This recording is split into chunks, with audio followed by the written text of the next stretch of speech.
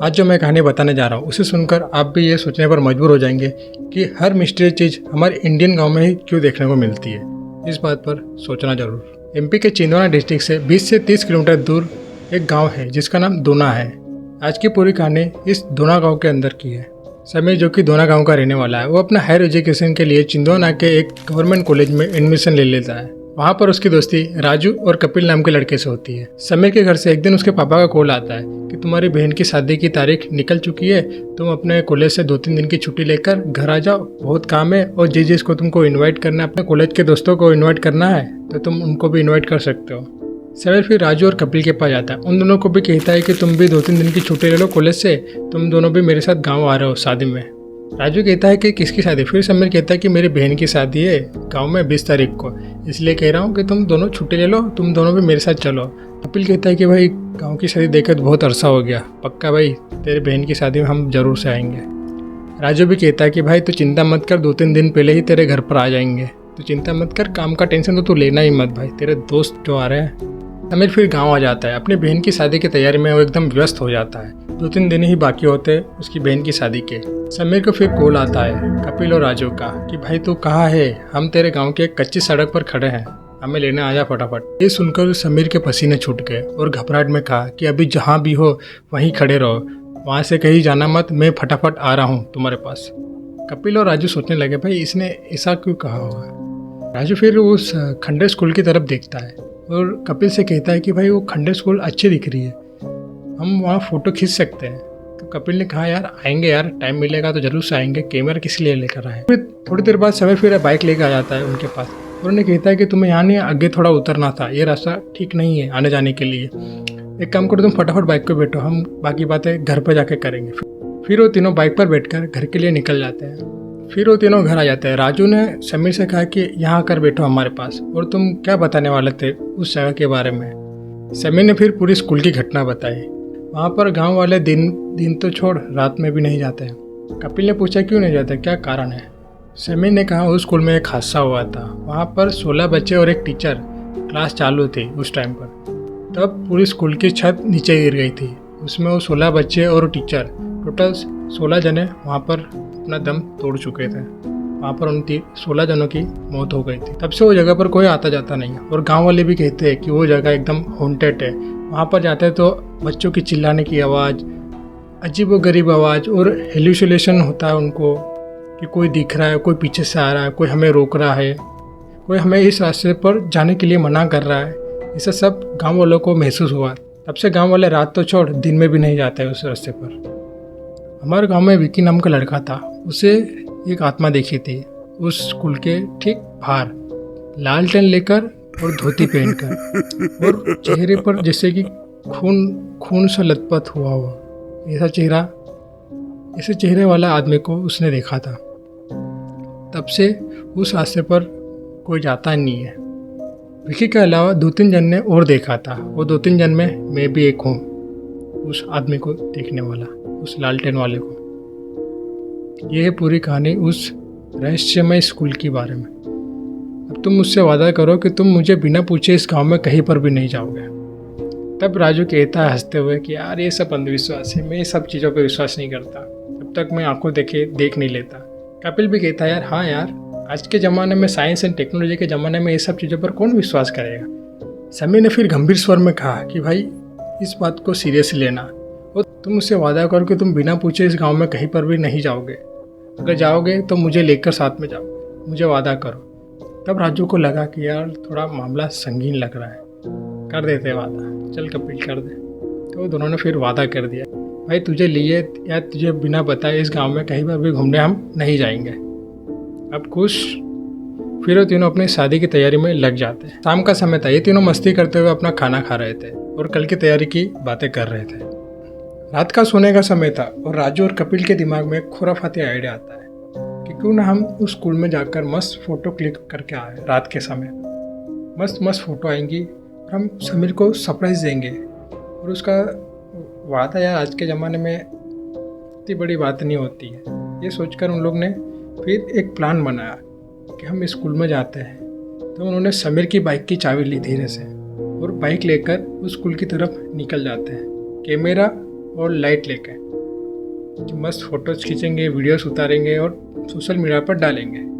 आजकल social media का बहुत कुछ अलग ही लेवल पर चढ़ा हुआ लोगों पर। फिर वो दोनों उस जगह पर आ जाते जहाँ पर वो दिन में उतरे थे और उसके ठीक सामने वो स्कूल थी। बाइक साइड में पार्क करके वो दोनों धीरे धीरे फिर स्कूल की तरफ बढ़ने लगते हैं। वो दोनों फिर स्कूल के पुराने जंग खाए दरवाजे को खोलकर अपना पहला कदम स्कूल के अंदर रखते हैं। कपिल फिर राजू से कहता है, यार जगह तो बढ़िया है, गांव वाले बेकार में इस जगह को बदनाम कर रहे हैं, यहाँ पर मस्त मस्त फोटोज़ और वीडियोस टॉप नॉच आएगी यार।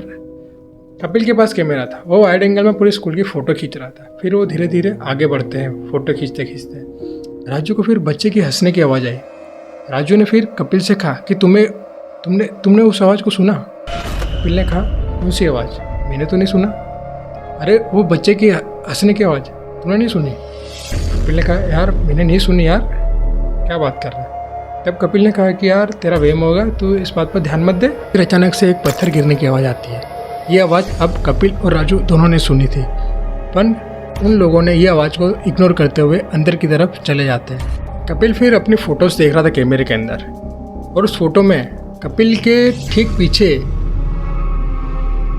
समीर जिस बूढ़े आदमी की बात कर रहा था, जो लालटेन लेकर आता है, उसका मुंह मतलब एकदम खून से लथपथ हुआ, उस फोटो में कपिल के ठीक पीछे वही आदमी दिख रहा था। ये देखकर कपिल थोड़ा सदमे में आ गया। ये कैसे हो सकता है? ये how is this possible? Kapil ने बताया कि ये कौन है मेरे पीछे। तब राजू के भी रोंगटे खड़े हो जाते हैं उस पिक्चर में उस आदमी को देखकर। अब इस पिक्चर को देखकर इन दोनों को थोड़ा डर लग रहा था। राजू कहता है, यार मुझे ये जगह अभी ठीक नहीं लग रही, हमें यहाँ से चले जाना चाहिए। तब कपिल राजू से कहता है, यार इतनी अच्छी प्लेस हमें फ़ोटोज़ खींचने के लिए कहाँ मिलेगी, तू ही बता। 10 मिनट और रुक जा राजू, फिर हम चले जाते हैं वापस से, बस 10 मिनट। फिर राजू कहता है, हाँ चल सिर्फ 10 मिनट, उसके बाद हम यहाँ से चले जाएंगे। फिर वो धीरे धीरे स्कूल के अंदर की तरफ बढ़ने लगते हैं। अब ये दोनों धीरे धीरे उस रूम की तरफ बढ़ने लगते हैं जहाँ पर वो छत गिरी थी और वो 16 जनों की वहाँ मौत हो गई थी। अब उस रूम में वो एंटर ही कर रहे थे। जैसे वो रूम आता है, वो रूम के अंदर जाते हैं और राजू को कहता है, कपिल तू एक काम कर राजू, वहाँ खड़ा हो जा, मैं तेरी फ़ोटो क्लिक कर लेता हूँ फटाफट। फिर हम वहाँ से निकल जाते हैं। फिर जैसे ही कपिल ने राजू की फ़ोटो खींची और कपिल ने फिर वो फ़ोटो देखी, वही लालटेन वाला आदमी राजू के ठीक पीछे खिड़की में खड़ा था और उन्हें एकदम गुस्से वाली आंखों से घूरे जा रहा था। ये फ़ोटो में ये देखकर कि वो आदमी एकदम गुस्से से हमें देख रहा है, ये देखकर वो लोग बहुत डर गए थे और वहाँ से भागने की कोशिश करें। तभी अचानक से पीछे से एक आवाज़ आती है कि तुम्हें यहाँ नहीं आना चाहिए था। तब पीछे मुड़कर देखते हैं, तब खिड़की पर वो बूढ़ा आदमी लालटेन लेकर खड़ा है और उन्हें कहता है कि तुम्हारी मौत तुम्हें यहाँ खींच कर लाई है, तुम्हें यहाँ नहीं आना चाहिए था। ये सुनकर वो दोनों वहाँ से भागकर एक पास ही में एक झोपड़ी थी, उसके अंदर जाकर बैठ जाते हैं और वो झोपड़ी के ठीक सामने आकर वो लालटेन वाला खड़ा हो जाता है और कहता है कि तुम कहीं पर भी छुप जाओ, ये मेरा इलाका है, तुम यहाँ से बचकर नहीं जा पाओगे, आज तो बिल्कुल नहीं। ये सुनकर कपिल बेहोश हो जाता है और राजू उसे उठाने की कोशिश करता है पर वो उठ नहीं पाता और वो दिखता है बाहर, तो वो लालटेन वाला आदमी भी वहाँ से गायब हो चुका होता है। और राइट में जो रूम था जहाँ पर बच्चों लोग की मौत हो गई थी, वहाँ से बच्चों की रोने की आवाज़ आ रही है, चिल्लाने की आवाज़ आ रही है, बचाओ हमें बचाओ। ये सुनकर राजू भी बहुत डर चुका था और उसको मतलब सूझी नहीं है, माइंड ब्लैंक हो गया, क्या करूँ कैसे करूँ। और समीर वहाँ से फिर गाँव वालों को लेकर स्कूल के गेट के बाहर खड़ा हो जाता है और वहाँ से आवाज़ लगाता है, कपिल राजू तुम कहाँ हो। राजू ने समीर की आवाज़ सुनी और वो बाहर निकलता है और समीर को आवाज़ लगाता है कि भाई मैं यहाँ पर हूँ, जल्दी से आओ। फिर समीर ने उसकी आवाज़ सुनी और दौड़कर उसके पास जाता है और उसे गुस्से से कहता है कि तुम्हें मना करा था, तुम इस जगह पर क्यों आए, मुझे बिना बताए यहाँ पर क्यों आए, तुमने मेरा वादा क्यों तोड़ा। राजू कहता है कि तुम मुझे बाद में डांट लेना, पहले कपिल को देखो, कपिल बेहोश हो चुका है। तो दौड़ के कपिल के पास जाता है समीर, उसके मुंह पर पानी डालता है पर वो जगता नहीं है क्योंकि वो बेहोश हो चुका है, मतलब कॉन्शियस ही नहीं है उसको। और उसको फटाफट फिर नज़दीकी हॉस्पिटल में एडमिट करा, फिर उसको होश आता है सुबह तक। समीर कहता है कि तुम सोच भी नहीं सकते तुम किस चीज़ के साथ खिलवाड़ कर रहे थे, आज तुम बच गए हो, तुम्हारा शुक्र मनाओगे, तुम्हारे कर्म अच्छे है तो तुम बच गए हो, नहीं तो यहाँ पर आने वाले जिंदा नहीं बचते। बहुत सुनाया समीर ने उसे, बहुत डांटा उन्हें। और हमें भी सोचना चाहिए कि अगर कोई ना कह रहा है तो उसके पीछे कुछ वजह होगी, कुछ ठोस वजह होगी, तो हमें उस चीज़ को एक्सेप्ट कर लेना चाहिए, ना कि हमें ओवर कॉन्फिडेंस में साइंस का हवाला देते हुए हम वहाँ पहुँच जाओ।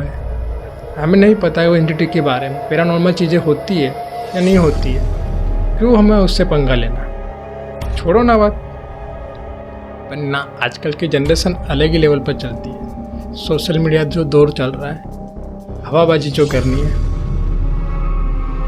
इसी रियल हॉरर स्टोरी के लिए हमारे चैनल को सब्सक्राइब कर लीजिए। Don't forget like, share and subscribe button. तब तक के लिए जय हिंद।